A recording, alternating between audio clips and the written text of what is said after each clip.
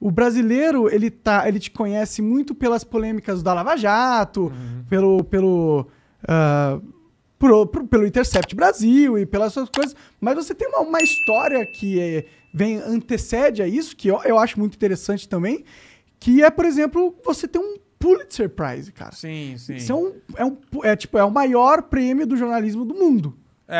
Isso foi, na realidade, o caso do Snowden, quando conseguimos relatar que o NSA e os aliados do governo dos Estados Unidos estavam espionando no mundo todo. E eu fiz muito reportagem naquela época, foi 2013, 2014, aqui no Brasil, primeiro com o Globo, depois com o Fantástico. Acho que fiz 5, 6, 7 reportagens com o Fantástico, porque a grande parte da história é que como o NSA estava espionando muito contra as instituições brasileiras, a população brasileira, o presidente, Dilma, Dilma, o Petrobras. Então, foi uma polêmica muito grande e aqui criou uma briga, na realidade, entre o governo Obama e o governo da Dilma. O Dilma foi forçado, desmarcou um jantar muito elegante e muito chique na Casa Branca, naquela época, denunciou Obama na ONU. Disso. Então, foi uma polêmica global, mundial, porque os Estados Unidos estava espionando contra o mundo todo. E o Edward Snowden, você encontrou ele era um agente, informante da NSA, né? Ele trabalhava lá, na real, né? Ele trabalhava primeiro na CIA. Na realidade, ele queria lutar na guerra do Iraque, mas quebrou os 2 pernas quando ele estava treinando, então foi rejeitado. E ele foi para a CIA, trabalhava na CIA 2, 3 anos e depois foi para o NSA. E foi quando ele estava trabalhando no NSA, ele descobriu que a internet estava sendo destruído, mais ou menos, para o governo dos Estados Unidos, porque a ideia da internet sempre era que vai ser uma ferramenta não para os governos nem empresas grandes, mas para a população, para o povo, para ser livre do controle centralizado dos governos. Então, ele conseguiu descobrir que o NSA estava fazendo o oposto, usando a internet para espionando contra todo mundo, não só terroristas ou criminosos, mas populações inteiras, pessoas inocentes. E também o governo dos Estados Unidos, naquela época, estava mentindo sobre isso, a coisa que finalmente causou ele para decidir que ele vai arriscar a vida, e ele arriscou a vida dele para revelar essa informação. Ele é perseguido até hoje, né? Até hoje ele não consegue sair da Rússia, vai ficar na prisão do resto da vida dele. Que foi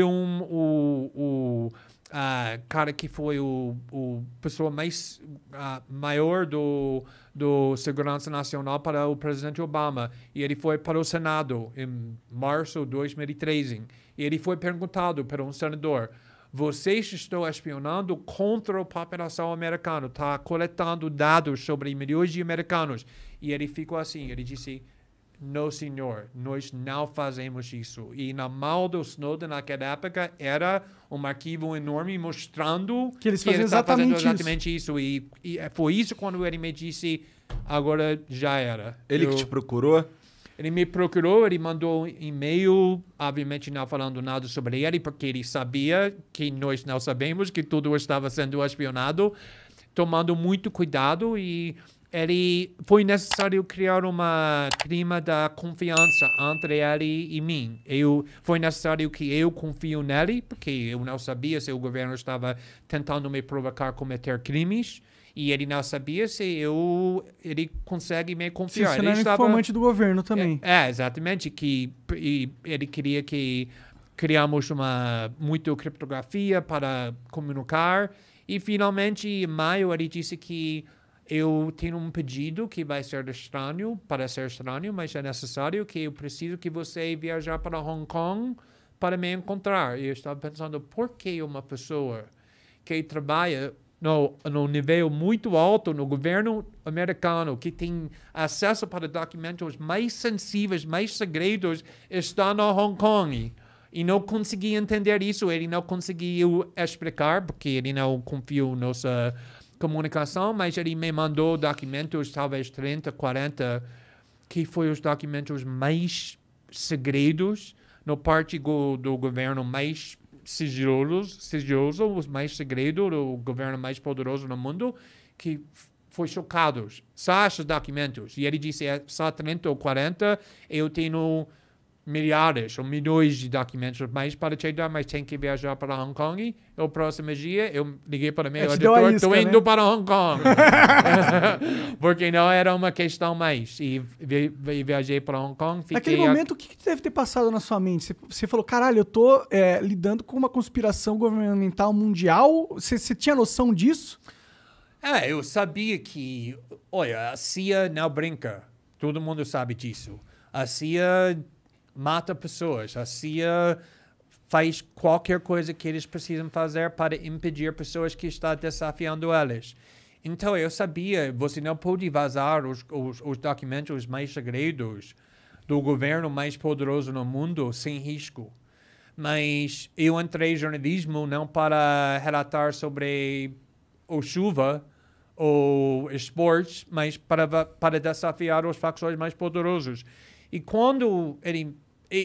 Na realidade, quem me inspirou é o fato que ele tinha 29 anos, com uma carreira com muito sucesso, ganhando dinheiro, tinha uma namorada muito linda que ama ele, que ele ama, mas ele queria arriscar tudo porque ele sentia uma obrigação. E quando eu estava vendo isso, para mim não tinha mais uma escola. Porque se ele está fazendo isso, como eu consegui recusar? Conectou com algo dentro de você que você tem também. Sim, exatamente. Essa a coragem que ele mostrou era e uma contagiosa. Indignação também, né? Oi? E uma indignação, ele ficou indignado, né? Ele não conseguiu aceitar aquele fato calado. Não, exatamente. Imagina ficando o resto da sua vida sabendo que você tem a oportunidade para mostrar a verdade, que o mundo tem o direito de saber, mas você não faz porque você não tinha coragem. Seria horrível. Na realidade, indo para a prisão seria melhor do que ficando o resto da sua vida sabendo que você tinha essa covardia. Sim, você perpetuou uma espionagem em massa da própria população, da própria família. Exato. E a coisa interessante é que, como você disse, que até agora ele está sendo perseguido, ele está na Rússia 8 anos, agora ele casou com a namorada. Ah, que legal, ela foi pra lá. Ele tem um novo filho que tem 8 meses, 9 meses. Ele tá numa prisão, entre aspas. Ele é preso na Rússia. Não é um país tão ruim, é bem ruim, em comparação que estava esperando que ele vai ficar na prisão de verdade. Você não quer ficar na prisão nos Estados Unidos. Eles não brincam com prisão quando você é acusado de arriscar segurança nacional. A vida dele é muito bom, mas apesar do fato que ele perdeu muito liberdade, até agora eu sempre falo que a pessoa que eu conheço que é mais tranquilo, mais feliz, mais satisfeito na vida é Edward Snowden, porque toda noite ele consegue botar a cabeça na travesseira sabendo que ele fez a coisa certa. E não tem dinheiro, não tem fama, não tem nada que pode comparar com esse valor. Sim. Mas e aí, continua a história. Você foi para Hong Kong? Sim, eu fui para Hong Kong e fiquei lá 2 semanas. E começamos a relatar um documento depois do outro. No primeiro artigo, explodiu o mundo. Foi maior história, o maior escândalo no mundo naquela época, imediatamente. Mas ele fazia questão de você dizer que tinha sido ele?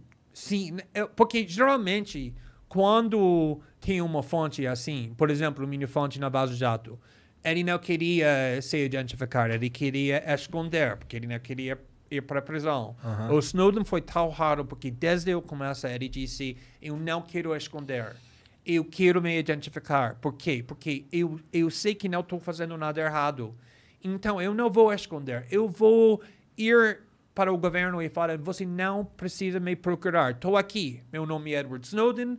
Fui eu que vazei esses documentos. Eu fiz isso por causa dessa raciocínio.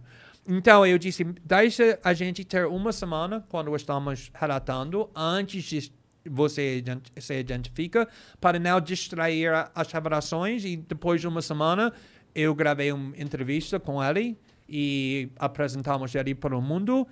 E depois disso, a mídia mundial chegou no Hong Kong e me procurando ele. Tinha 200 repórteres lá fora do meu quarto com câmeras procurando ele. Onde está Edward Snowden? Como eu vou falar para eles onde ele estava. E foi uma escândalo muito grande.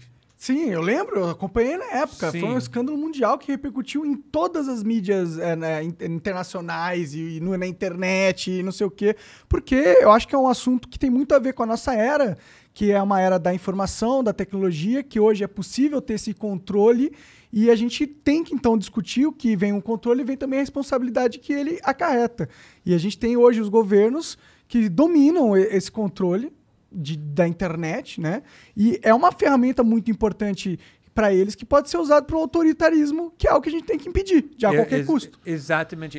Porque primeiro foi interessante, porque antes de chegar no Hong Kong, eu não sabia nada sobre ele. Eu sabia que ele tinha documentos, mas eu não sabia o nome dele, eu não sabia onde ele trabalha, eu não sabia a idade dele. Então, quando eu estava conversando com ele durante naqueles meses, eu estava imaginando que essa cara tinha 65 anos, porque ele era muito sofisticado. Eu estava pensando que qualquer pessoa que tenha acesso para um arquivo assim precisa... Alta patente, é velhão, um general. E também eu estava imaginando que ele disse que estou pronto para ir para a prisão do resto da minha vida. E eu estava pensando, é muito mais fácil fazer isso quando você tem 70 anos e tem só mais 15, 20 anos, do que quando você tem 29 anos e tem mais 60 anos. Então, quando eu cheguei no Hong Kong e eu encontrei ele fez um plano muito estranho para encontrar ele. E eu vi, ele era uma moleque, ele era uma pai, como ele ele está trabalhando na loja de videogames no shopping do LeBron, ele parece assim. Então, eu fiquei 2 dias tentando entender o motivo dele. Por que você está pronto para arriscar o resto da sua vida para essa causa, a causa abstrata, ok, é uma causa justa, mas ainda é uma causa, não é nada para você, ele não está em perigo, a família dele não está em perigo, foi um princípio. E, finalmente, ele explicou que ele cresceu com pobreza, ele não completou o ensino médio. Então, a internet foi tão importante para ele porque a internet foi naquela coisa que permitiu ele para explorar o mundo. Mas isso funciona só com liberdade. A gente pode experimentar, pode ter dissidência, pode ter criatividade, mas só se a gente tem privacidade. Porque quando você sabe que o governo, a sociedade está olhando para você, seu comportamento muda. Com certeza. Está muito mais limitado agora que pode fazer. E ele disse que ele não quer perder o valor da internet e ele está pronto para ir para a prisão para essa ferramenta, essa invenção. Mas aí depois que, beleza, estourou isso aí tudo, foi parar em tudo quanto é lugar, tudo quanto é repórter ficou sabendo e tal, o desdobramento disso foi positivo, no sentido, eles prometeram parar de espionar e tal? Não, o NSA, por exemplo, não caiu. Depois relatamos, está ainda em pé, funcionando muito bem. O que ele delatou ainda acontece. Mas mudou muito. Por quê? Porque, primeiramente, estamos conversando, discutindo o fato que nós sabemos agora que não sabíamos antes, que a internet está sendo invadido o tempo todo, espionando o tempo todo. O que isso significa? Que nós podemos, e muitas pessoas estão fazendo, usando criptografia, estamos protegendo, usando WhatsApp, usando Signal, usando Telegram, usando outras coisas. E isso está deixando isso muito mais difícil para o governo dos Estados Unidos, outros governos, para espionar. Ainda eles podem, mas pelo menos agora temos ferramentas de privacidade para criar uma parede entre o que estamos fazendo e os governos. Também mudou muito o relacionamento entre países, como pessoas estavam pensando sobre Barack Obama, o governo do Obama, o papel dos Estados Unidos no mundo, o papel do jornalismo. Mudou muito esse pensamento.